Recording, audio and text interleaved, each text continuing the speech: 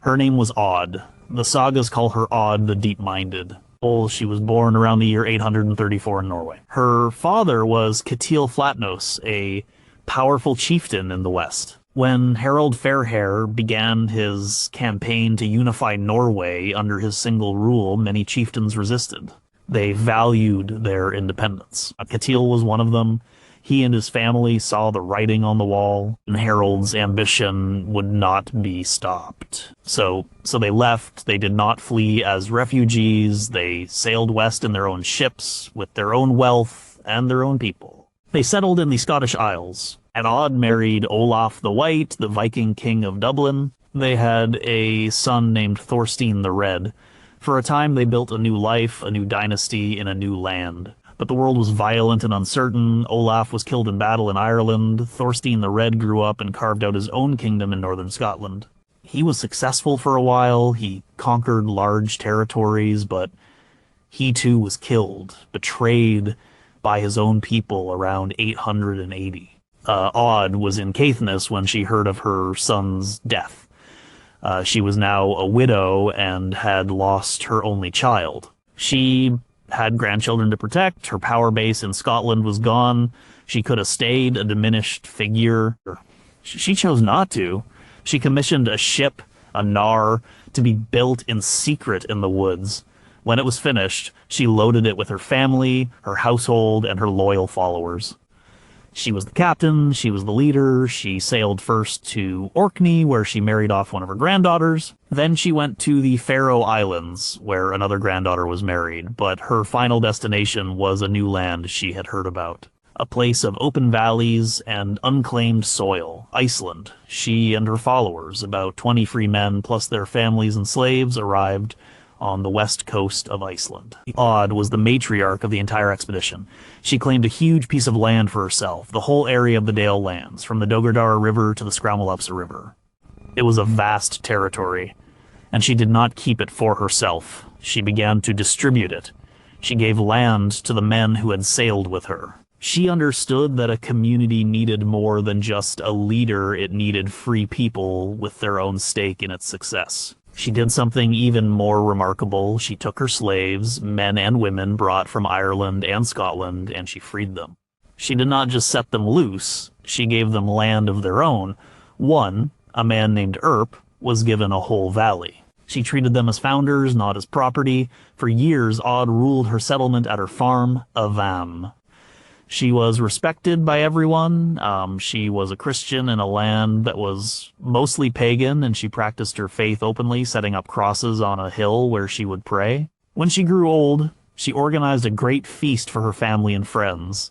It was a wedding feast for her grandson, Olaf Feilan. At the end of the celebration, she stood up and told her people that this would be her last feast. She gave gifts to everyone and told them to enjoy themselves. The next morning, she was found in her bed. She had died in her sleep. They buried her on the shore between the high and low water marks. And as a Christian, she did not want to be buried in unconsecrated ground, and there were no churches yet. So they placed her in a burial mound on the beach, in a place where the tides would wash over her. Odd the Deep-Minded, the queen who lost 2 kingdoms and founded a third, was laid to rest in the land she had chosen and settled herself. Her story is in the Book of Settlements, the Landnámabók, but many others like her, men and women who carved out lives between the lines of the famous sagas, are barely remembered. Number 19, a man's worth is measured by his enemies. Tryggvi Olafsson was a king, not a king of a great nation, but a king nonetheless. He was born around 930. His father was Olaf Haraldsson, a son of the great Harald Fairhair, who first united Norway. This meant Tryggvi had royal blood. And in 10th century Norway, royal blood was both a claim to power and a death sentence. After his father was killed in a battle for control of the kingdom, Tryggvi had to flee. He grew up in the east, away from the centers of power, biding his time. The throne of Norway was a dangerous seat. King Hakon the Good, Tryggvi's uncle, ruled for a time. But he was constantly fighting the sons of his half-brother, Eric Bloodaxe. Eric's wife, the infamous Gunhild, mother of kings, pushed her sons to reclaim the kingdom they believed was theirs. The conflict was endless and brutal. Tryggvi supported Hakon. He fought alongside him. He earned a reputation as a reliable and capable warrior. For his loyalty, Hakon gave Tryggvi a kingdom to rule. It was in Viking, in southeastern Norway, a small coastal region, but it was his. He also got lands in the uplands. He was a local king, responsible for defending the region against raiders from the east. The sagas say he was a successful ruler. He led raids of his own into Denmark and the lands of the Baltic and brought back wealth. He married a woman named Astrid Eriksdottir from a powerful family in the south. They had a son, but Hakon the Good was eventually killed in battle against the sons of Eric Bloodaxe around 961. With him gone, the balance of power shifted completely. The sons of Eric took over Norway. The most prominent among them was Harald Greycloak. They were technically the High Kings, but their control was weak. The country was a patchwork of local jarls and kings who did as they pleased. Or Tryggvi was one of them, and he was a problem. He was a descendant of Harald Fairhair, just like them. He had a legitimate claim to the throne. He was popular in his own region. He was a threat. Gunhild, their mother, saw this clearly. She was the real political force behind her sons. The sagas portray her as a schemer, a woman who used poison and betrayal as readily as her sons used swords. She decided Tryggvi had to be removed. She could not just march an army into his lands. That would be too open, too costly. It might turn other local rulers against her family, so she used a different method, deception. She worked with Tryggvi's own relatives. She sent messages to Gudrod Bjornsson, Tryggvi's cousin. Gudrod was also a local king, and like Tryggvi, he was a grandson of Harald Fairhair. There was jealousy between them. Gunhild and her sons promised to support Gudrod to make him the most powerful king in the region if he would get rid of Tryggvi for them. Gudrod agreed. He invited Tryggvi to meet him. They were to discuss matters of state, to form an alliance. The meeting was arranged on an island in a fjord. It was supposed to be a peaceful gathering. Tryggvi trusted his cousin. He went with only a few men. It was a trap. When Tryggvi and his men landed, Gudrod's soldiers emerged from hiding places and attacked. Tryggvi and his men fought hard, but they were outnumbered. Tryggvi Olafsson was killed on the spot. His death was not the end of the story. It was the beginning of a bigger one. His wife, Astrid, was pregnant. When she heard of the murder, she knew she and her unborn child were the next targets. She fled, helped by loyal supporters. She gave birth to a son while on the run. She named him Olaf. This was Olaf Tryggvason, who would grow up in exile, become a famous Viking warrior, and eventually return to Norway to avenge his father and seize the crown. Tryggvi Olafsson's life was short. He was a minor king who was murdered by his ambitious relatives.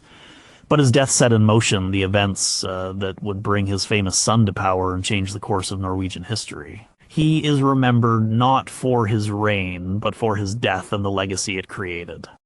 Number 18, Power is a Cloak You Wear. Harald Greycloak was a king of Norway, but he never truly ruled it. He was one of many sons of Eric Bloodaxe and Gunhild. He spent his youth in exile after his father was driven from Norway. He grew up in Orkney, and then in England at the court of the King of Northumbria. His whole life was about one thing: reclaiming his father's kingdom. His mother, Gunhild, made sure he and his brothers never forgot this. When their uncle, Hakon the Good, was king of Norway, Harald and his brothers launched raid after raid. And they were a constant threat, funded and supported by the Danish king Harald Bluetooth. They were a thorn in Hakon's side for years. Finally, at the Battle of Fitjar around 961, they managed to mortally wound Hakon. The king died without an heir, and the path to the throne was open. For Harald, as the eldest surviving son, became the nominal head of the new government. He ruled jointly with his brothers. His nickname, Greycloak, came from a chance encounter. An Icelandic merchant ship arrived in Norway. The weather was cold. Harald and his men met the merchants. The king was wearing fine clothes, but he was shivering. One of the Icelanders, a man named Kark, had a shipment of simple, shaggy gray cloaks. He offered one to the king. Harald put it on, It was warm, he liked it. Soon his men all wanted one. The Icelanders sold their entire stock of gray cloaks that day and made a good profit. From then on, the king was known as Harald Greycloak. The reign of Harald and his brothers was difficult. They controlled the west coast of Norway, the traditional seat of power, but the rest of the country was in the hands of powerful local rulers. The most important of these was Jarl Sigurd of Lade, who ruled the vast northern region of Trondelag. Jarl Sigurd had been a strong supporter of Hakon the Good. He did not trust the sons of Eric Bloodaxe. He saw them as Danish puppets. Gunhild, Harald's mother, was the real power. She pushed her sons to consolidate their rule. They saw Jarl Sigurd as the main obstacle. For a few years there was an uneasy peace, but it could not last. In 962, Harald Greycloak and his brother Erling ambushed and killed Jarl Sigurd. They invited him to a feast, a supposed reconciliation, and then burned the hall down around him. This act of treachery got rid of their main rival, but it also earned them the lasting hatred of the people of Trondelag and Sigurd's family. When Sigurd's son Hakon Sigurdsson took over as Jarl of Lade, he fled to Denmark for a time, but he was determined to avenge his father. Harald Greycloak and his brothers tried to rule, but they faced constant opposition. They were Christians, at least in name, and tried to suppress the old pagan practices. This made them even more unpopular. The sagas say they tore down temples and angered the local chieftains. They were also unlucky. The years of their reign were marked by bad harvests and famine. The fish did not run, and the grain did not grow. The people blamed the new kings for their misfortune. Their downfall was orchestrated by the same people who had put them in power. Hakon Sigurdsson went to the Danish court. He made a deal with King Harald Bluetooth. The Danish king was tired of the instability in Norway. He had supported the sons of Eric to create a friendly government, but they had proven to be weak and unpopular rulers. He decided to switch his allegiance to Hakon Jarl.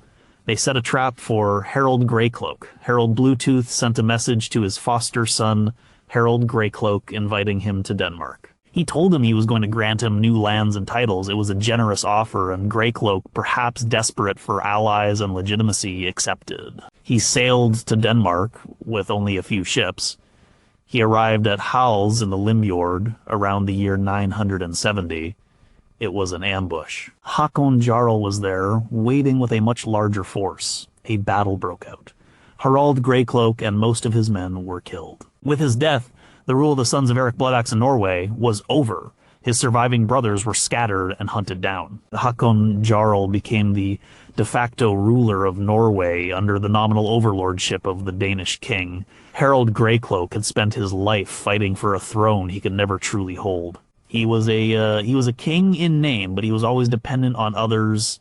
His mother, the Danish king, his nickname came from a borrowed cloak. It was a fitting name for a man who wore a borrowed crown. Number 17, a good neighbor is a strong fence. Anun Jacob was king of Sweden in the early 11th century. He came to the throne around 1022. He was the son of Olaf Skotkonung, the first Christian king of Sweden. Anun Jacob's story is not one of dramatic conquest or Viking raids. It is a story of politics, alliances, and trying to maintain a balance of power in a Scandinavia dominated by a giant. That giant was Knut the Great, king of Denmark, England, and Norway. Anund Jacob had a nickname.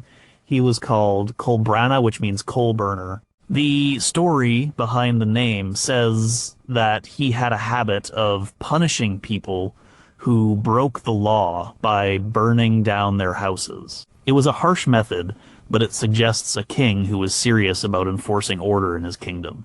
In an age of powerful local chieftains, a king had to be firm. His foreign policy was defined by one central problem: Canute the Great. Canute's North Sea Empire was the superpower of the age. It surrounded Sweden. To the west was Norway, which Canute conquered in 1028. To the south was Denmark, Canute's home base. Anun Jacob knew that a strong Canute was a threat to Swedish independence. He needed an ally. He found one in his brother-in-law, King Olaf II of Norway. Olaf was married to Anund Jacob's sister, Astrid. Olaf was a problem for Knut. He was the king of Norway, and he refused to submit to Danish overlordship. Anund, Jacob, and Olaf formed an alliance to challenge Knut's power.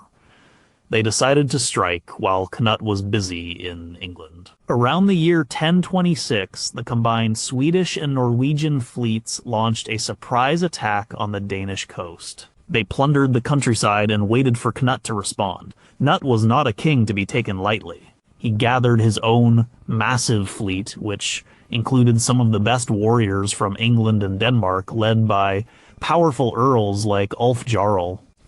He sailed back to Scandinavia to confront the Allies. The two fleets met at the mouth of the Helgia, the Holy River, in southern Sweden. The battle that followed was a major event. The sagas give conflicting accounts of what happened. Some say it was a clear victory for Canute. Others claim the Swedes and Norwegians managed to trap Knut's fleet using a clever trick, breaking a dam upstream to create a flood that smashed many of his ships. But regardless of the details of the battle, the strategic outcome was clear. Anund, Jacob, and Olaf were forced to retreat. Their invasion had failed, they had challenged the giant and lost. After the defeat at Helgea, Olaf's position in Norway became impossible. Support for him crumbled, and Canute was able to take over the country with little resistance in 1028. Olaf was forced into exile. Where did he go? He fled to Sweden, to the court of his ally and brother-in-law, Anund Jacob. Anund Jacob gave him refuge. This was a risky move. Harboring Knut's main rival was a direct provocation. But he did it. Olaf stayed in Sweden for a time before continuing on to Kievan Rus'. Eventually, he decided to return to Norway to try and reclaim his kingdom. Anund Jacob helped him. He gave Olaf 400 of his own best soldiers to support his cause. It was not a huge army, but it was a significant gesture of support. It was also the last help he could give. Olaf marched into Norway in 1030 and was killed at the Battle of Stiklestad. Anund Jacob outlived both Olaf and Knut. After Knut's death in 1035, his empire fell apart. This created new opportunities. Anund Jacob supported Canute's son Harthacnut in Denmark, but also supported Olaf's son, Magnus the Good, when he returned to claim the Norwegian throne. He played a careful political game, always seeking to prevent any single power from becoming too dominant. He wanted strong, but separate kingdoms in Norway and Denmark, because that was what was best for Sweden. He was not a great conqueror. He was a survivor and a strategist. He was a king who understood that the best way to secure his own house was to make sure his neighbors' fences were in good repair. Number 16, you can't build a kingdom on ice. Halfdan the Black was the father of Harald Fairhair. That is what he is most remembered for. His own story is often just a short prologue to the much grander tale of his son, the man who united Norway. But Halfdan was a king in his own right, a builder of a dynasty. He lived in the 9th century, a time of petty kings and shifting loyalties in Norway. He was the son of Gudrod the Hunter, a king in Vestfold, a small but wealthy kingdom in the south. His mother was Asa, the daughter of a king from the southern region of Agder. The story of his parents was violent. Gudrod had killed Asa's father and brother and taken her as his wife by force. When Halfdan was just a year old, his mother Asa arranged to have Gudrod murdered in revenge. She then took her infant son and fled back to her home kingdom of Agder, which she then ruled. Halfdan grew up in Agder. When he was about 18 years old, he began his own career of conquest. He started by taking back his father's kingdom of Vestfold. He shared it for a time with his half-brother Olaf Gyrstad Alf. Then he began to expand. He used a mix of warfare, diplomacy, and marriage to piece together a larger kingdom. He married a woman named Ragnhild, the daughter of a king in Vingulmark, and inherited her father's lands. He conquered a region called Romerike through force of arms. He built a power base in the fertile lands around the Great Fjord, the Oslofjord. His first wife died. His first son, named Harald after his grandfather, also died young. Halfdan then sought a new wife. He heard of another woman named Ragnhild, the daughter of a king in the north, Sigurd Hart.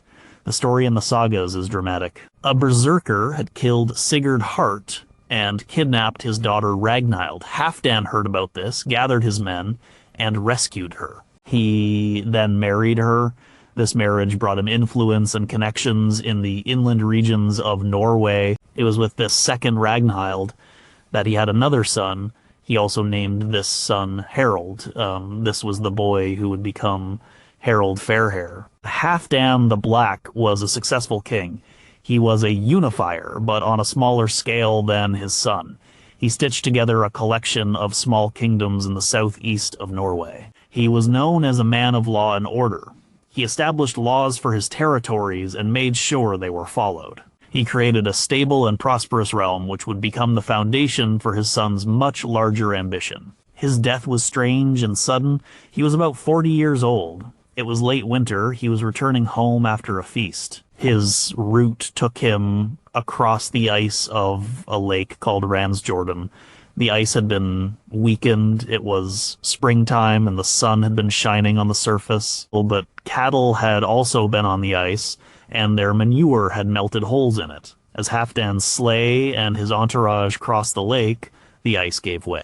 The king, his horse, and many of his men fell into the freezing water and drowned. His death caused a problem. He was so well respected as a king that several different regions of his kingdom wanted to claim his body for burial. They believed that having the king's grave in their territory would bring good harvests and prosperity. The sagas say they could not agree. To solve the dispute, they divided his body into 4 parts. His head was buried in one place, and his other parts were sent to 3 other districts to be buried in their own mounds. This practice, while sounding bizarre, shows the high esteem in which he was held.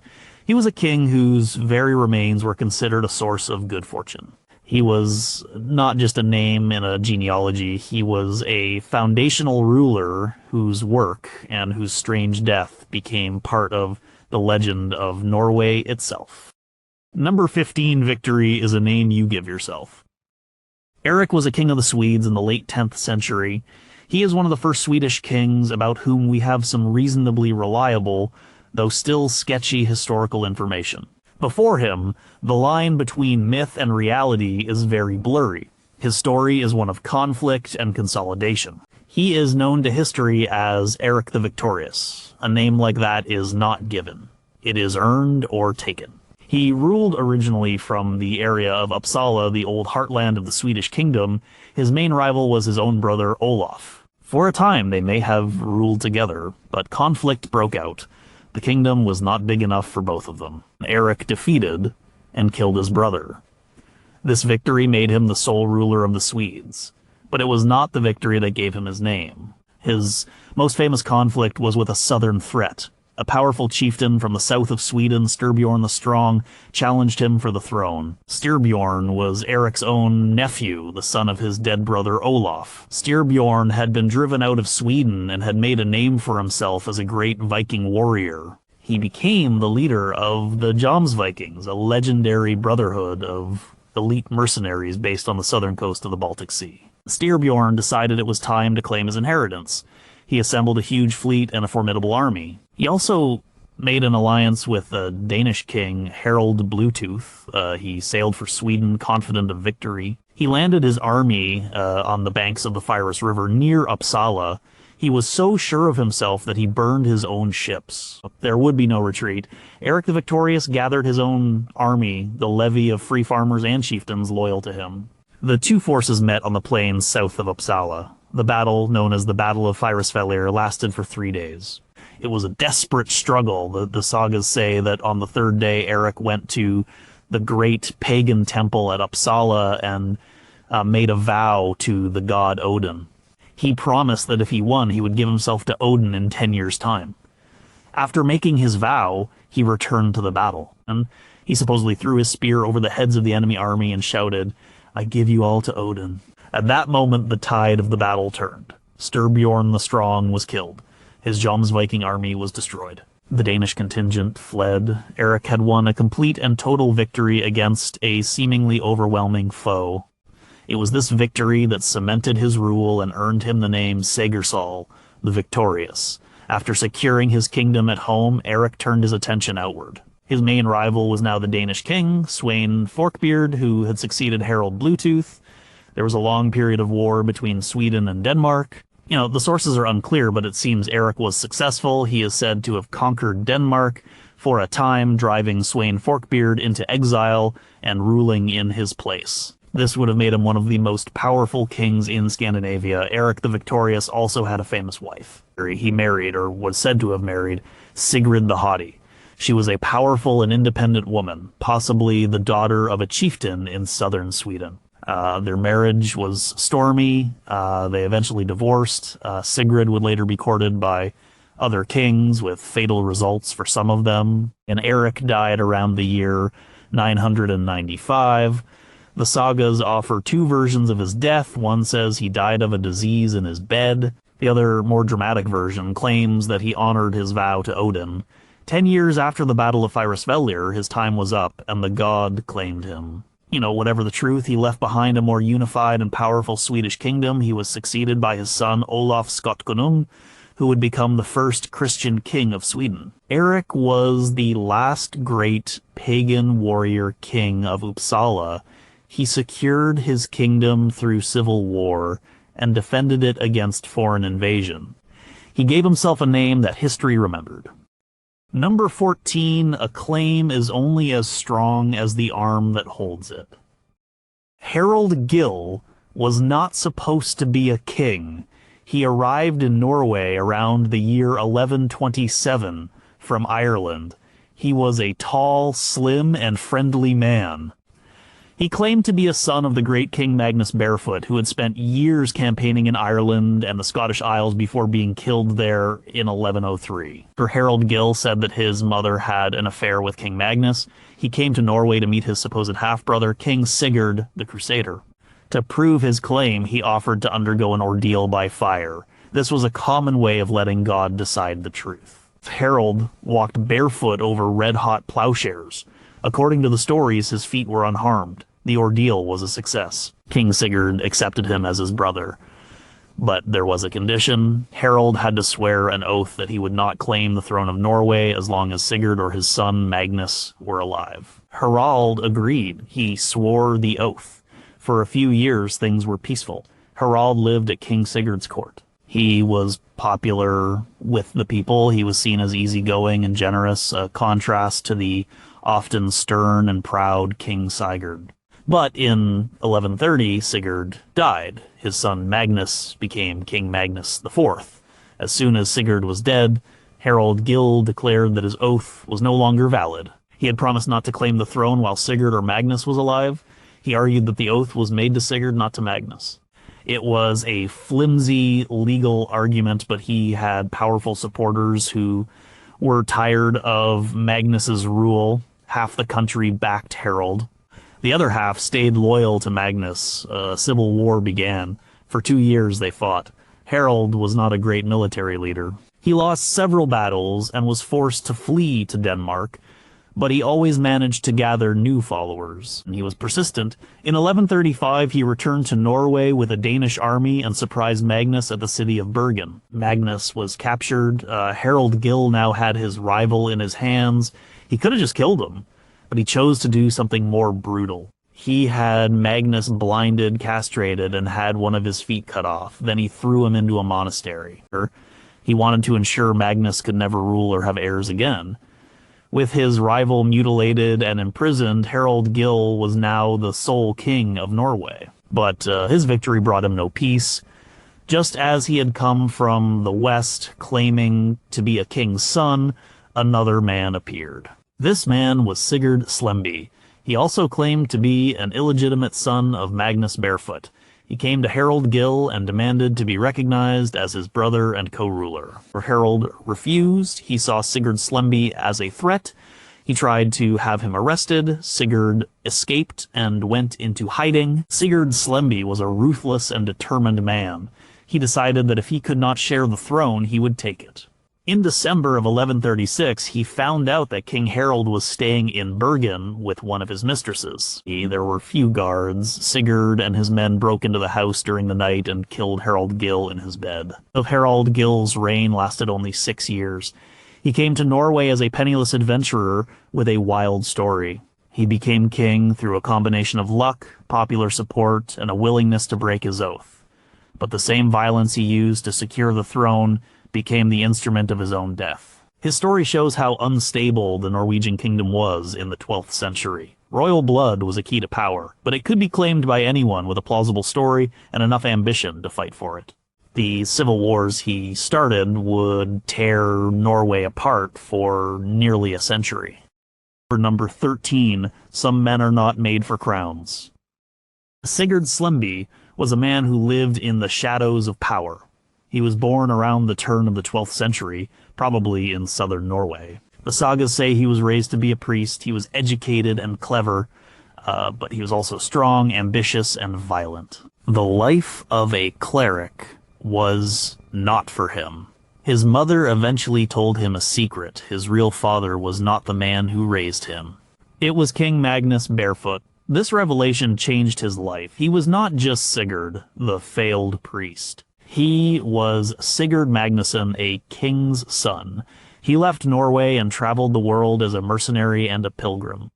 He went to Scotland, to the Holy Land, and to Denmark. He was building a reputation, gaining experience, and waiting for his moment. He called himself Slumba, which might mean bad or lewd. He was an outcast. Around 1135, he returned to Norway. Now, the country was ruled by Harald Gill, who himself had come from Ireland claiming to be a son of Magnus Barefoot. Sigurd Slemby went to Harald and told him his story. He demanded to be recognized as a brother and a co-ruler. He probably expected Harald, who had won the throne in the same way, to be sympathetic. He was wrong. Harald Gill saw him as a dangerous rival. He accused Sigurd of murdering a local chieftain and tried to have him arrested. Sigurd escaped. He was now an outlaw in the kingdom he believed was his birthright. He decided that if he could not get a share of the power, he would take all of it. He began plotting against the king. In December 1136, he struck. With a small group of followers, he snuck into Bergen, found the house where King Harold was sleeping, and murdered him. Sigurd Slemby had killed the king, but this did not make him king. The Norwegian chieftains were horrified by the act of regicide. They refused to support him. Instead, they proclaimed Harald Gill's 2 infant sons, Sigurd and Ing, as the new co-kings. Sigurd Slemby was once again an outlaw. He needed a figurehead, someone with a legitimate claim to rally support. He found one in the most unlikely of places. He went to the monastery where the blinded and mutilated ex-king, Magnus IV, was imprisoned. He freed Magnus from the monastery. Now he had a king to fight for. The blind Magnus became his puppet. For the next few years, Sigurd Slemby and Magnus the Blind waged a guerrilla war against the supporters of the Child Kings. They were a strange pair, the ruthless, power-hungry warrior and the broken, sightless man he carried into battle. They had some success, winning a few naval battles, but they could never gain enough support to control the country. The powerful chieftains and the church were united against them. The end came in 1139 at the Battle of Holmengra. Sigurd Slemby's small fleet was cornered and defeated by the much larger fleet of the royal party. Magnus the Blind was killed in the battle. Sigurd Slemby was captured alive. His captors wanted to make an example of him. They subjected him to a long and brutal execution. They broke his bones, flayed him, and then hanged his broken body. Sigurd Slemby never wore a crown. He was a pretender, a king killer, and a rebel. The sagas portray him as a complex figure, brave and intelligent, but also arrogant and cruel. He was a man driven by a single belief that he was born to rule. His entire life was a violent struggle to claim a destiny that was always out of his reach. He was a man who had all the qualities of a Viking Age king: ambition, cunning, and martial skill, but he lacked the one thing he needed most: legitimacy. At number 12, faith can be a sword and a shield. Inge the Elder was a king of Sweden in the late 11th century. His reign was a turning point. It was a time of intense conflict between the old pagan faith and the new religion of Christianity. Inge stood firmly on the side of the new faith. This stance would cost him his throne, but he would eventually get it back. He became king around 1080. He probably ruled together with his brother Halston. The Kingdom of Sweden was not yet a fully unified state. The Swedes of the Uppsala region and the Geats of the south were still distinct groups. The Swedes, in particular, were deeply attached to the old ways. Their main religious site was the great pagan temple at Uppsala, where sacrifices were made to Odin, Thor, and Freyr. Inge was a devout Christian. He wanted to end the pagan practices in his kingdom. He made a proclamation: all Swedes must accept Christianity. He declared that the sacrifices at Uppsala must stop. This was a direct challenge to the most powerful traditions of the Swedish heartland. The chieftains and people of Svealand were not ready to give up their gods. They met at the Great Assembly, the Thing of All Swedes. They gave King Inge an ultimatum. He must either lead the traditional sacrifices at the temple himself, as was the king's duty, or they would depose him. Inge refused. He declared he would not abandon the true faith. In response, the assembly renounced their allegiance to him. As they stoned him and drove him into exile, he fled south to his own home province of Västergötland, where Christianity was more established. The Swedes then chose a new king. They picked Inge's brother-in-law, a man named Sweyn. This Sweyn agreed to perform the pagan rituals. He earned the nickname Blot Sweyn, which means sacrifice Sweyn. For about 3 years, from 1084 to 1087, paganism was restored to its central place in Sweden. Blot Sweyn ruled from Uppsala, but Inge the Elder was not finished. He was biding his time in the south, gathering his strength. He was a Christian king, but he was also a Viking Age ruler. He knew how to use violence to achieve his goals. In 1087, he marched north with his army. He traveled secretly and quickly. He arrived at Uppsala and surrounded the residence of Blot Sweyn in the night. He and his men then set the house on fire. When Blot Sweyn and his followers ran out of the burning building, Inge's men killed them. After killing the pagan king, Inge the Elder reclaimed his throne. He then took a final, decisive step, and he burned the great temple at Uppsala to the ground. This act was a powerful statement. It marked the end of public, state-sponsored paganism in Sweden. The old religion did not disappear overnight. It lingered in the countryside for generations, but its central sanctuary was gone. The official religion of the kingdom was now Christianity. Inge the Elder ruled for many more years, until about 1105. His later reign was relatively peaceful. He fought a war with King Magnus Barefoot of Norway over the southern border, but they eventually made peace. To seal the treaty, Inge gave his daughter Margareta in marriage to Magnus. She was called Fredkulla, the Peace Maiden. Inge the Elder is a pivotal figure in Swedish history. He was not a Viking raider or a great conqueror of foreign lands. His main battle was for the soul of his own country. He was a king who was willing to lose his kingdom for his faith. And through force of arms, he won it back and set his country on a new course. He used the sword to protect the cross. Number 11. A king's reach should exceed his grasp.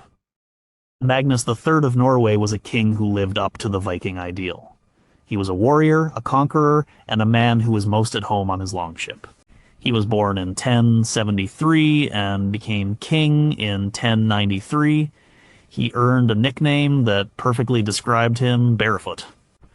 The story is that he and his men adopted the Gaelic fashion of wearing tunics and going about with bare legs. It was a sign of his deep involvement in the lands to the west of Norway, Ireland, and the Scottish Isles. When Magnus came to the throne, Norwegian power in the Western Isles was in decline. Local Norse Gaelic lords and the King of Scotland were asserting their control. Magnus was not a king to let his inheritance slip away. In 1098, he launched his first Great Western Campaign.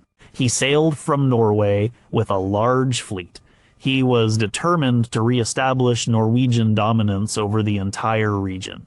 He swept through the islands. He took Orkney and put his own son in charge. He sailed down through the Hebrides, taking island after island. He fought battles and secured the submission of the local chieftains. He conquered the Isle of Man. He even landed on the coast of Wales and fought a battle against 2 Norman earls, killing one of them. He had made himself the undisputed master of the Irish Sea. He made a treaty with the King of Scotland, Edgar, which formalized his control over all the Western Islands. Magnus Barefoot did not just conquer these lands. He integrated them into his kingdom. He spent long periods there. He understood that this Norse Gaelic world was a source of wealth and power. For a few years, he created a Norwegian maritime empire that stretched from Norway down to the coast of Ireland. His ultimate ambition was Ireland itself. At the time, Ireland was a patchwork of small, competing kingdoms. The position of High King of Ireland was often contested. Magnus saw an opportunity. He formed an alliance with one of the most powerful Irish kings, Muirchertach Ua Brianna, the King of Munster. To seal the alliance, Magnus arranged for his young son, Sigurd, to marry Muirchertach's daughter. In 1102, he launched his second major Western campaign. This time, his goal was to conquer Dublin and perhaps even make himself High King of Ireland. He captured Dublin with little trouble. He spent the winter there, preparing for a larger campaign. He forced the other Irish kings in the north to submit to him. It seemed he was on the verge of adding Ireland to his list of conquests. In the summer of 1103, he was waiting for a shipment of cattle from his ally Muirchertach to provision his army. The cattle were late. Magnus grew impatient. He took a small force and went ashore in Ulster to investigate and do some raiding. It was a fatal mistake. He and his men were careless. They were ambushed by a much larger Irish force from the Kingdom of Ulaid. The Norwegians were caught in a boggy area, cut off from their ships. They fought fiercely, but they were surrounded and outnumbered. King Magnus Barefoot was killed. He was only 30 years old. His death was a shock. His great Western Empire collapsed almost overnight. His dream of conquering Ireland died with him in an Irish marsh. Magnus Barefoot was the last great Viking warrior king of Norway. He looked west, not east. His focus was not on Scandinavia, but on the rich and turbulent world of the British Isles. He was a throwback to an earlier age, a king who ruled from the deck of his ship. He overreached. His ambition was greater than his resources. But in his brief and violent reign, he reminded the world of the power and reach of Norwegian sea power. Number 10. One god is harder to serve than many. Blotswain was king of the Swedes for only a few years, from about 1084 to 1087.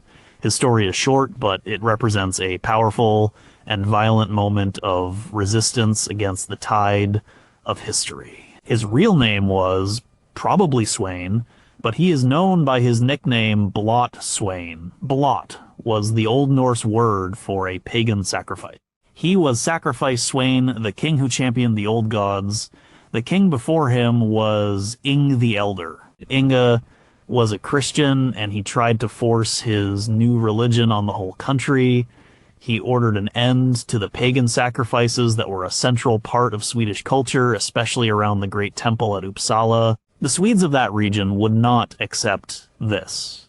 At their great assembly, they demanded that Inge perform the sacrifices or give up the throne. Inge refused. He was driven into exile. The Swedes needed a king who would respect their traditions.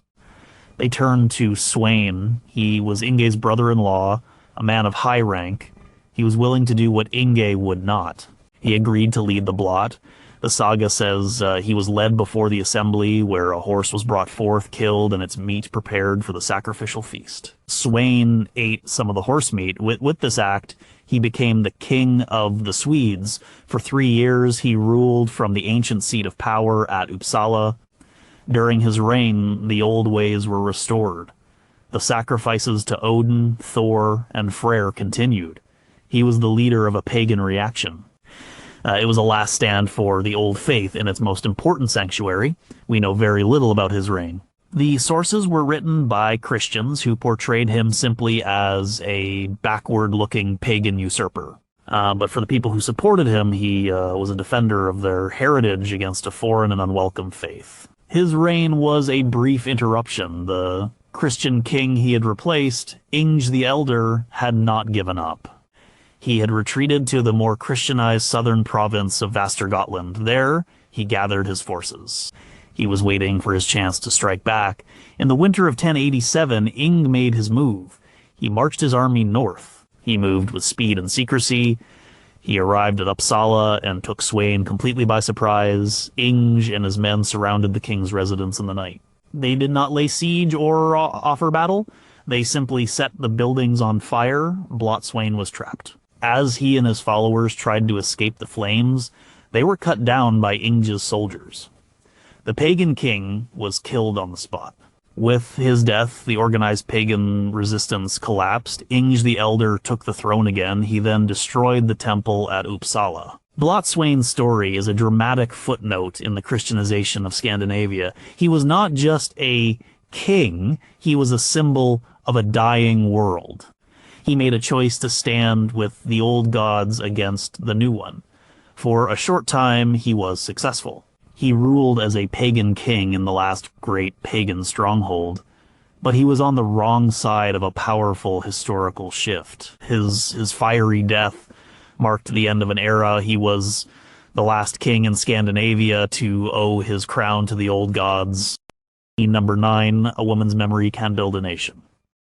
Thyra is one of the most important figures in the founding of Denmark, yet she is a ghost in the historical record. She was the wife of Gorm the Old, the first historically recognized king of a unified Denmark in the 10th century. She was the mother of the famous Harald Bluetooth. The sagas and chronicles mention her, but they disagree on the details. She is called Danebod, a name that means salvation of the Danes or pride of the Danes. A name like that suggests she was more than just a king's wife. She was likely the daughter of a powerful chieftain from the south, perhaps from the borderlands near the Germanic territories. And her marriage to Gorm was a political alliance, uniting his power base in Jutland with her family's influence. This was a key step in creating a larger, more stable kingdom. The most famous stories about her are connected to the Danevirke. The Danevirke was a massive system of earthen walls and fortifications that ran across the base of the Jutland Peninsula. It was built to defend Denmark from invasion from the south, from the powerful Saxon and Frankish empires. The wall was built in several stages over centuries, but legend gives Thyra the credit for a major part of its construction or reinforcement. The stories say she directed the work, commanding the Danish people to build this great defense for their new kingdom. This is likely a later embellishment, but the fact that the legend attached itself to her and not her husband Gorm is significant. It shows that she was remembered as a protector of the kingdom. Gorm the Old was a staunch pagan. He ruled from the town of Jelling, which became the royal center of his new kingdom. He was a harsh ruler known for his opposition to Christian missionaries. Thyra, on the other hand, is sometimes portrayed as being more open to the new faith, or at least more pragmatic. This may have influenced her son Harald Bluetooth, who would later make Christianity the official religion of Denmark. We have physical evidence of her existence. In Jelling, there are 2 large burial mounds and 2 large carved stones. One mound, the North Mound, was found to contain a burial chamber with the scattered bones of a man. This is believed to be Gorm the Old. One of the stones, the smaller one, was erected by Gorm in memory of his wife Thyra. The inscription reads, "King Gormr made this monument in memory of Thurv, his wife, Denmark's salvation." This is a remarkable stone. It is one of the first times the name Denmark is recorded within Denmark itself. And it is linked directly to Thyra. Her husband, the king, publicly called her the salvation or pride of the nation. It is an extraordinary tribute. It suggests her political importance was immense. She was not just the queen consort, she was seen as a co-founder of the kingdom. When she died, Gorm was said to be so grief-stricken that he forbade anyone to speak of her death, but her son Harald remembered her. The second, much larger Jelling stone was erected by Harald Bluetooth. On it, he boasts of his own achievements, that he won for himself all of Denmark and Norway and made the Danes Christian. But he also states that he made the monument in honor of his parents Gorm and Thyra. Thyra's legacy is carved in stone. While the details of her life are lost to us, her importance is not. She was a central figure at the birth of the Danish kingdom. The legends remember her as the builder of the Danevirk, the protector of the people. Her husband's memorial stone calls her the nation's pride. In a world dominated by the stories of warrior kings, the memory of this queen stands out as a foundational pillar of a nation. Number 8. A saint's life is a poor reward for a poet's. Ragnvald Kali Kolsson was an Earl of Orkney in the 12th century. He was not a typical Viking lord. He was a politician, a pilgrim, a poet, and eventually a saint. His life was a blend of the old Viking world and the new courtly culture of Christian Europe. He was born in Norway. His mother was the sister of Saint Magnus, a former Earl of Orkney who had been murdered by his co-ruling cousin. Through his mother, Ragnvald had a claim to the earldom. The king of Norway, Sigurd the Crusader, recognized this claim and granted him half of the Orkney Islands. The other half was ruled by Earl Paul, the son of the man who had killed Saint Magnus. Getting his inheritance was not easy. Earl Paul was a powerful and popular ruler who was not willing to share. Ragnvald's first attempt to sail to Orkney and claim his lands was a failure. His ships were wrecked by a storm. He took this as a sign that he needed to be more clever. He stayed in Norway and sent spies and agents to Orkney to build support for his cause. His father Cole was his chief advisor. Cole suggested a vow. He told Ragnvald to promise God that if he won his earldom, he would build a magnificent stone church in Kirkwall in honor of his uncle, Saint Magnus. Ragnvald made the vow. Soon after, things began to go his way. Earl Paul was kidnapped by a rival chieftain and disappeared from the scene, presumed murdered. The path was now clear. Ragnvald sailed to Orkney and was accepted as the sole earl around 1137. True to his word, he began the construction of St. Magnus Cathedral. It was a huge undertaking, a grand Romanesque cathedral that would have been at home in France or England. It was a statement of power, faith, and ambition. He brought in master masons and spent a fortune on its construction. The cathedral still stands today in Kirkwall, a testament to his vision. Ragnvald was a popular and effective ruler. He was known for being cheerful, generous, and a skilled politician. He was also one of the finest poets of his age. He composed complex skaldic poetry full of intricate metaphors and strict metrical rules. His poems were about his travels, his battles, and his life. He was a man who could fight a battle in the morning and compose a perfect verse about it in the evening. In 1151, he decided to fulfill a lifelong ambition to go on a pilgrimage to the Holy Land. This was no simple journey. He organized a great expedition with 15 ships and a large following of chieftains and warriors. It was half pilgrimage, half Viking adventure. They sailed from Orkney down the coast of France and Spain. They fought battles with pirates and captured a Saracen castle. They visited Jerusalem and swam in the River Jordan. They returned home via Constantinople, where they were entertained by the Byzantine emperor. The whole journey took 2 years. It was a grand tour of the medieval world. He returned to Orkney to find his earldom in turmoil. A young cousin had taken advantage of his absence to seize power, and Ragnvald, ever the diplomat, did not start a civil war. He negotiated a settlement where they would rule jointly. For a few years there was peace. His end came in 1158. He was traveling in Caithness on the Scottish mainland, which was part of his... He was ambushed and killed by a local chieftain with whom he had a feud. It was an ignoble end for such a worldly and accomplished man. But his story did not end there. Miracles were soon reported at his burial place. The man who had built the great cathedral for his saintly uncle was now seen as a saint himself. He was canonized by the Pope in 1192. Ragnvald Kali Kolsson, the Viking earl, the crusader, the poet, became Saint Ragnvald of Orkney. His life was a bridge between two worlds, a complex mix of piety and plunder, poetry and politics. Number 7. A haughty woman builds a wall or a kingdom. Sigurd the Haughty is a figure who may or may not have been real. She appears in the Norse sagas as a powerful and formidable queen, but contemporary historical sources do not mention her. She might be a composite of several real women or a purely literary creation designed to explain the great conflicts of her time. Real or not, her story is unforgettable.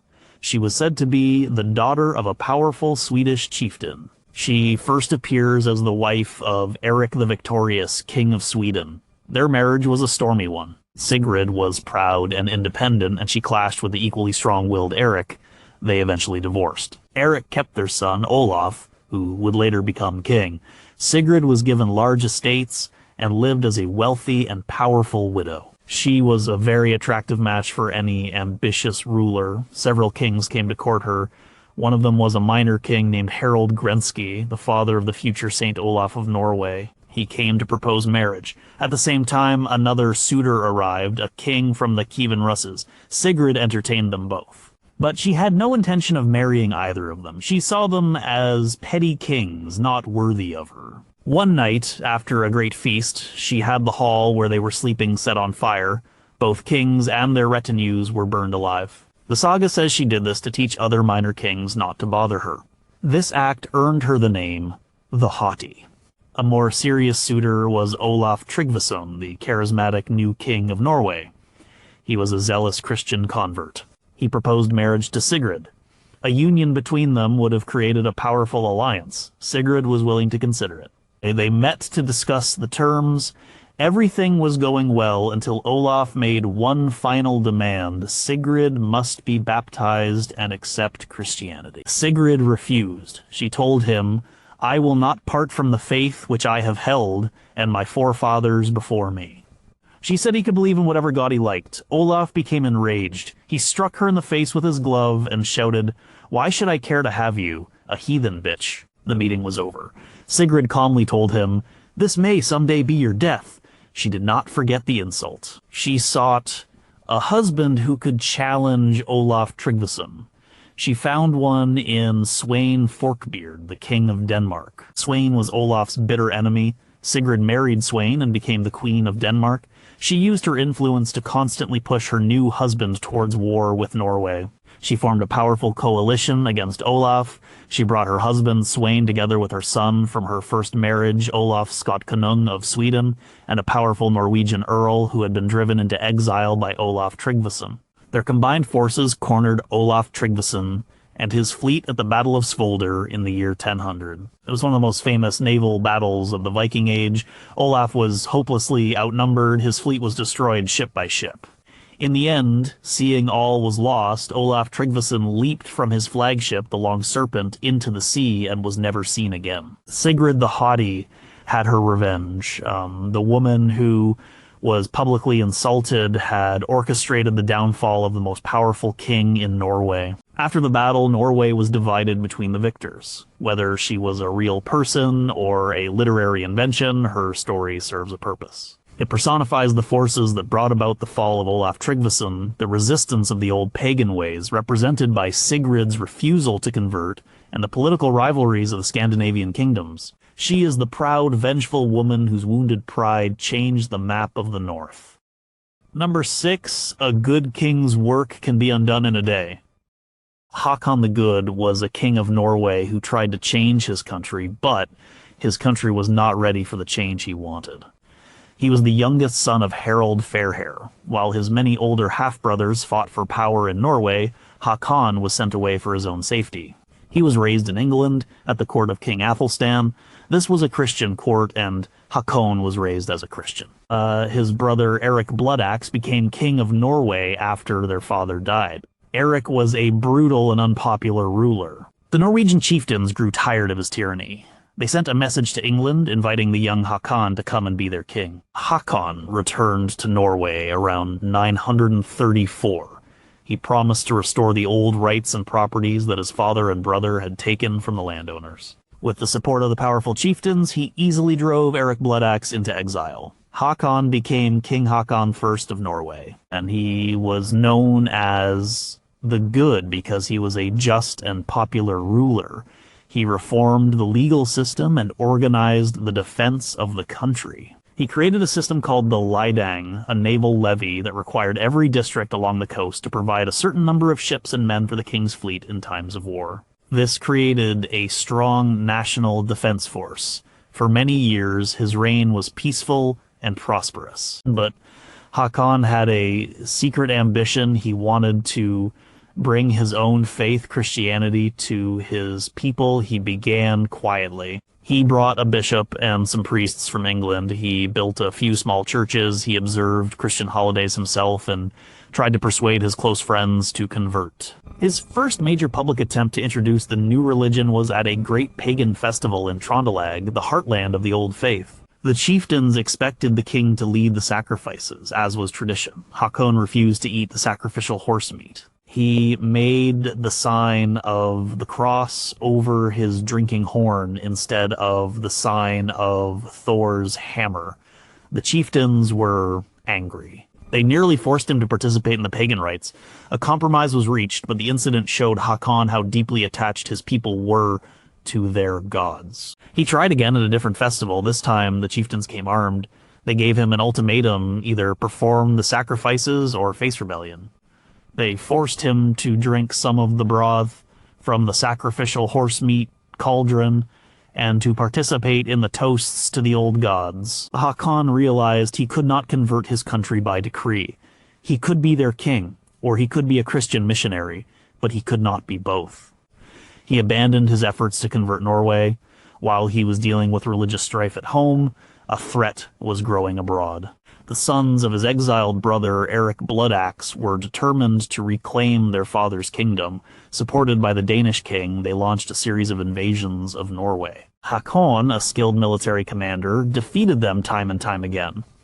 The final confrontation came around 961 at the Battle of Fitjar. Haakon and his army won the battle. The sons of Eric were once again defeated and put to flight. But as the battle was ending, a stray arrow struck the king in the arm. The wound was mortal. As he, lay dying, his men asked him what they should do, who would be their king. Haakon had no sons.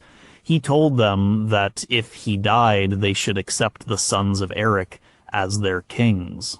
He was tired of the endless civil war. He died on the same shore where he had first landed when he returned from England to claim his kingdom. He was buried according to pagan custom, a great mound raised over him. The Christian king was sent to the afterlife in the manner of his pagan ancestors. A court poet wrote a poem about his death, describing how the gods Odin and Thor welcomed the good king into Valhalla. His life's work of bringing a new faith to Norway had failed. Number 5, power is what people let you get away with. Svein Estridsson was the king who rebuilt Denmark. He reigned for nearly 30 years, from 1047 to 1076. He came to power after a period of foreign rule and chaos, and he left behind a stable and organized kingdom. Yet he is often overshadowed by his more famous relatives, like his uncle Canute the Great, or his son who became a saint. Svein's mother was Estrid, the sister of Canute the Great. His father was a powerful Danish jarl named Ulf. Svein grew up in a world dominated by his uncle's vast North Sea empire.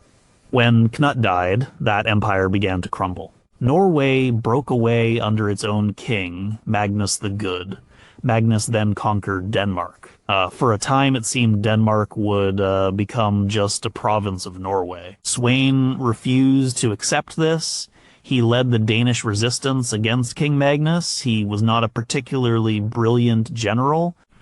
He fought many battles against Magnus, and the sagas say he lost almost all of them. But he was stubborn. He would lose a battle, escape, raise a new army, and fight again. His persistence earned him the respect of the Danish people. He was their champion, the man who would not give up. In 1047, Magnus the Good died.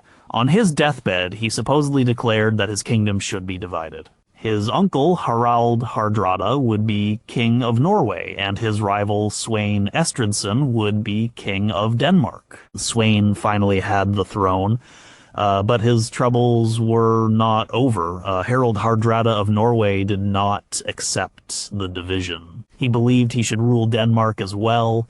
For the next 15 years, Harald launched a raid on Denmark almost every summer. He sacked and burned towns, including the great trading center of Hedeby. Sweyn was again forced to fight a long and costly war.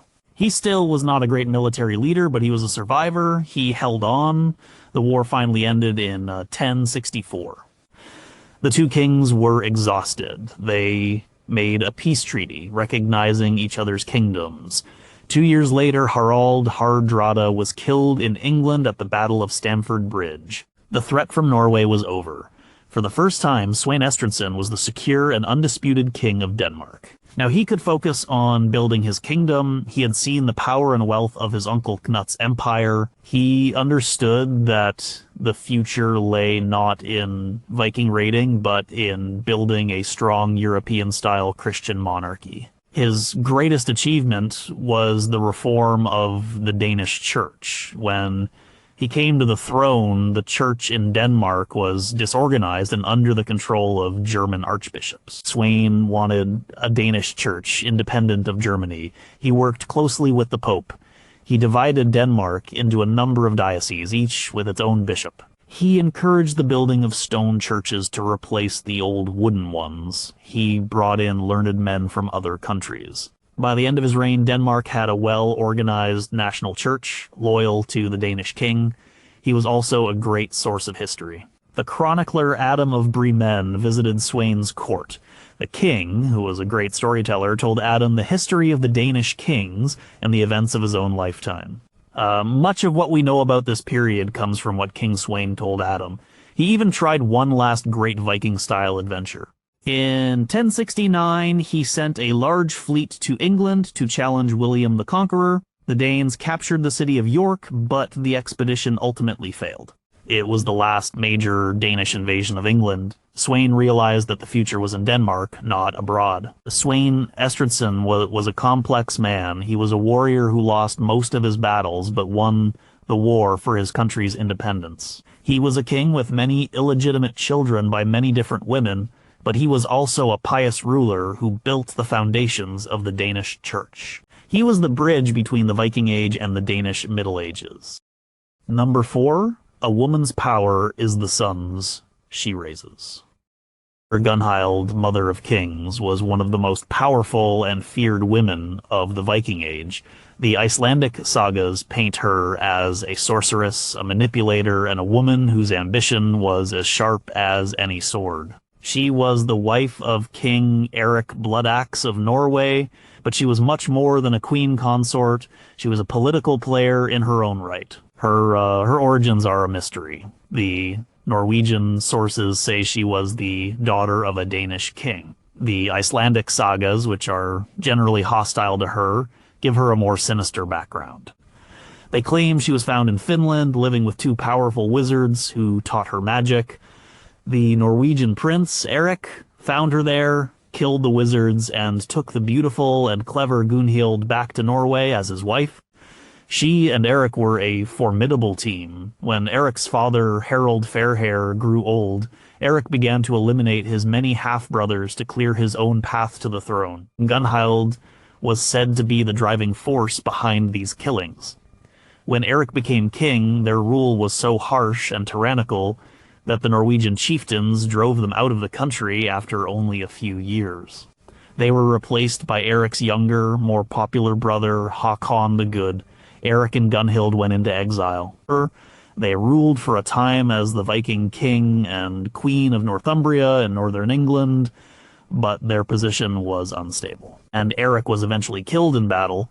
Gunhild was a widow in exile with a large group of young sons. She did not fade into obscurity. Her life's mission now became to win back the kingdom of Norway for her children. She took her sons to Denmark, to the court of King Harald Bluetooth. She used her political skills to secure the Danish king's support.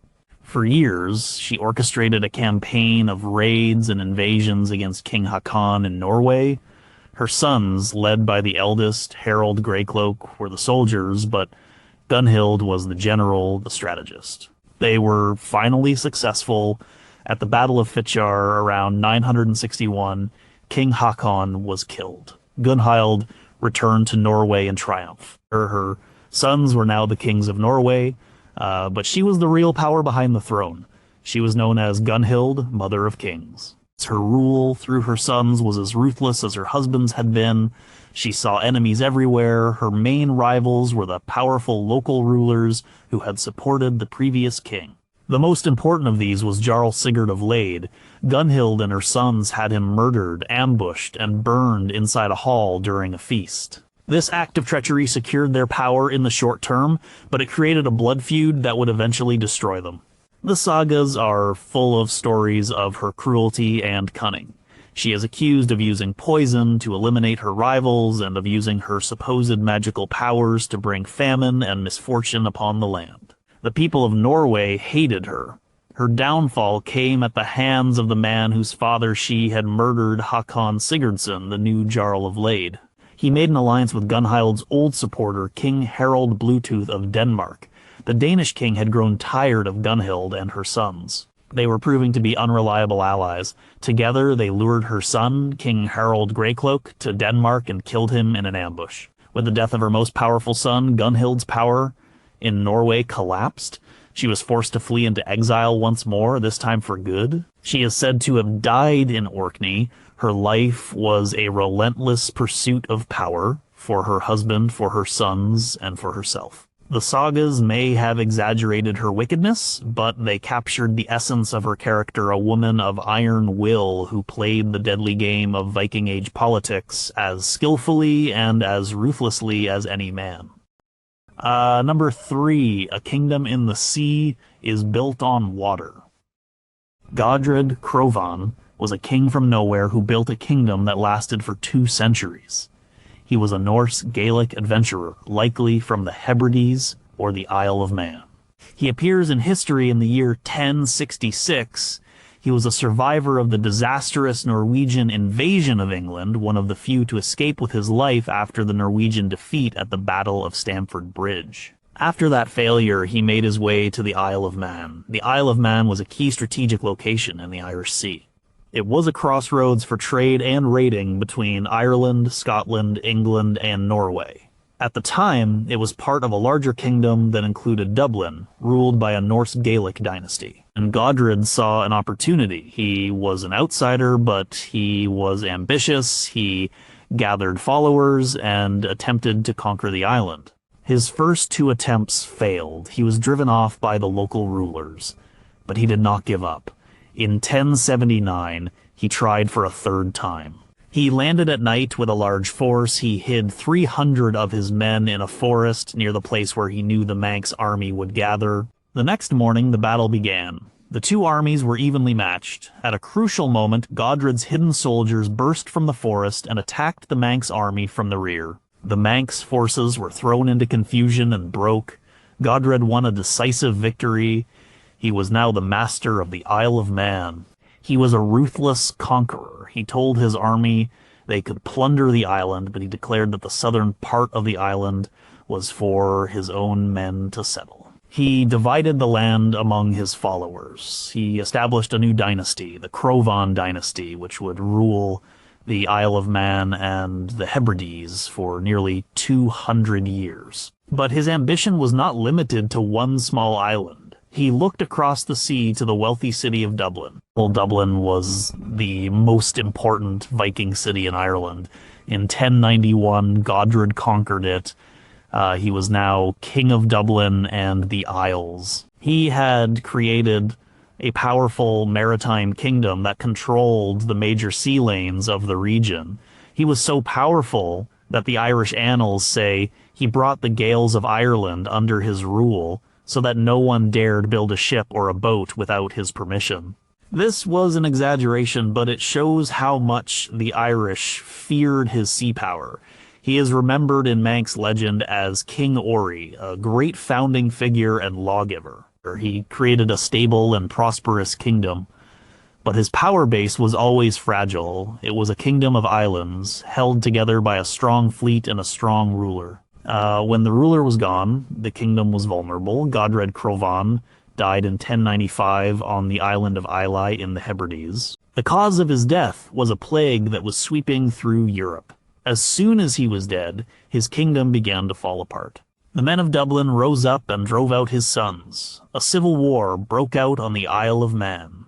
It took years for his sons to re-establish control. Godred Crovin's story is a classic tale of a Viking Age warlord. He was a man with no royal background who, through his own strength and cunning, carved out a kingdom for himself. He was an adventurer who became a king. His kingdom of Man and the Isles was a unique creation, a blend of Norse and Gaelic cultures that stood as an independent power for generations. He built his house upon the water, and for a while it stood firm against the tides. Number 2, the price of peace is a king's life. Guthrum was a king of the Vikings. He was a leader of the great heathen army that arrived in England in 865. For years, this army tore through the Anglo-Saxon kingdoms. They destroyed Northumbria, conquered East Anglia, and brought Mercia to its knees. By the late 870s, only one Anglo-Saxon kingdom was left standing, Wessex, ruled by King Alfred. Guthrum was Alfred's greatest enemy. He was the king of the Viking army that was based in East Anglia.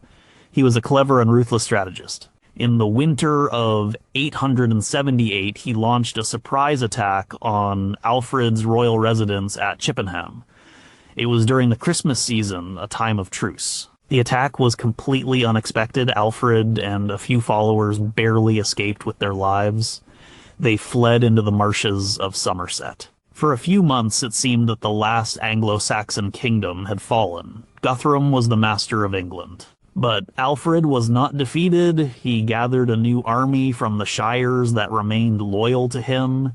In the spring of 878, he marched out to meet Guthrum. The two armies met at a place called Edington. The battle was long and fierce. In the end, Alfred's army won a complete victory. The Vikings were routed. Guthrum and the remnants of his army fled to their fortress and were besieged by Alfred for 2 weeks. Starving and defeated, Guthrum surrendered. He was now at Alfred's mercy. Alfred could have had him killed. He could have sold him into slavery. He chose to do something entirely different, something radical. He offered Guthrum peace, but it was a peace with conditions. The first condition was that Guthrum and about 30 of his most important chieftains must accept baptism and become Christians. This was not just a religious act, it was a political one. By becoming a Christian, Guthrum would enter into a new relationship with Alfred. Alfred would become his godfather. In the eyes of the church, they would be family. Guthrum agreed. A few weeks after his surrender, he and his chiefs traveled to Alfred's court. They were baptized. Guthrum was given the Christian name Athelstan. Alfred stood as his godfather and gave him rich gifts. It was a remarkable scene. The two great enemies, the Viking warlord and the Saxon king, bound together by a sacred rite. The second part of the deal was the division of England. A treaty was made, known as the Treaty of Wedmore. It established a formal border. The west and south of England would belong to Alfred and the Anglo-Saxons. The east and north, including East Anglia, parts of Mercia and Northumbria, would be Viking territory. This area came to be known as the Danelaw. Guthrum would rule the Danelaw as a Christian king, a client king of Alfred. Guthrum kept his word. He withdrew his army to East Anglia and settled his people on the land. He ruled as King Athelstan of East Anglia for more than 10 years. He even minted his own coins modeled on Alfred's. He maintained the peace with Wessex. There were other Viking armies that continued to attack Wessex, but Guthrum's army did not join them. He died in 890. The Anglo-Saxon Chronicle, which had for years described him as a pagan menace, recorded his death without comment, simply stating, "The northern king Guthrum died. He was the first to settle East Anglia, and his baptismal name was Athelstan." He was buried in the town of Hadley. Guthrum is often remembered only as the Viking who lost to Alfred the Great. But his story is more complex than that. He was a pragmatist. He was a conqueror who knew when he was beaten. He accepted a new faith and a new role to save his people and secure a kingdom for them. The peace he made with Alfred created the political division of England that would define the next century. He was the Viking who lost a battle, but won a kingdom. Number 1. Some people inherit the world, others must make it. Her father was a king, her husband was a king, and her son was a king, but Odd the Deep-Minded was more than all of them. She was a founder. The world she was born into, the Norway of the 9th century, was being violently remade by men like Harold Fairhair. She saw that the old world of independent chieftains was ending. Instead of being conquered, she left. She was not a passive passenger in the events of her life. When her husband, Olaf the White, was killed in Ireland, she did not retreat. When her son, Thorstein the Red, was killed in Scotland, she did not despair. She took command. The image of her, a widowed matriarch, commissioning a ship in secret and then captaining it across the stormy North Atlantic, is one of the most powerful in the sagas. She was not fleeing, she was migrating, leading her people to a new future. Her journey was a series of deliberate steps. First Orkney, then the Faroes, establishing family connections and securing her route. Her final destination was Iceland, the newfound land. The sagas say that when she arrived, she spent the first winter on the southern coast. Then, in the spring, she and her followers sailed west and north, methodically exploring the coastline. She was looking for the right place when she sailed into the Great Bay of Bridafjordur with its countless islands and wide valleys. She knew she had found it. She cast her high seat pillars overboard, a traditional ritual, and where they washed ashore, she established her home, which she called Hvam. Her claim to the land was vast, but the most remarkable part of her story is not what she took, but what she gave away. She acted not as a warlord, but as a ruler and a community builder. She understood that a new society needed free men and women with their own land and their own dignity. She gave land to all her male followers, then she went further. The sagas list by name the slaves she brought with her. And they record that she freed them. One was an Irishman of high birth named Vifil. Odd gave him his freedom and a whole valley to settle, which is still called Vifilsdal. She freed a woman named Erp and her son. She granted them lands as well. This was an extraordinary act in a society where slavery was common and unquestioned. She was not just transplanting the old social order to a new place. She was creating a new one.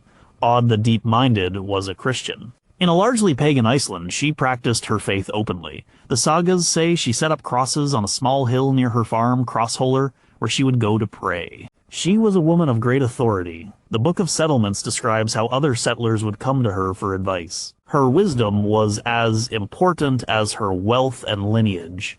Her final act was one of conscious and deliberate closure. She arranged a great wedding feast for her grandson and heir, Olaf Feilan. She invited all the important people from the region. At the feast, she gave away her inheritance, presenting her grandson as the new master of the household. She gave magnificent gifts to all her guests. Then she told them all to continue the feast for 3 more days, but that this would be her last. The next morning, she was gone. She had planned her own death as carefully as she had planned her life. Because she was a Christian, she did not want to be buried in the unconsecrated ground of pagan Iceland. So, according to her own instructions, she was buried in a mound on the beach in the space between the high and low tide lines. She was a queen without a kingdom, who became the matriarch of one of the founding families of a new nation. Her story is not about battles or crowns. It is about foresight, courage, and the deep-minded wisdom of knowing when an old world is over and a new one must be built.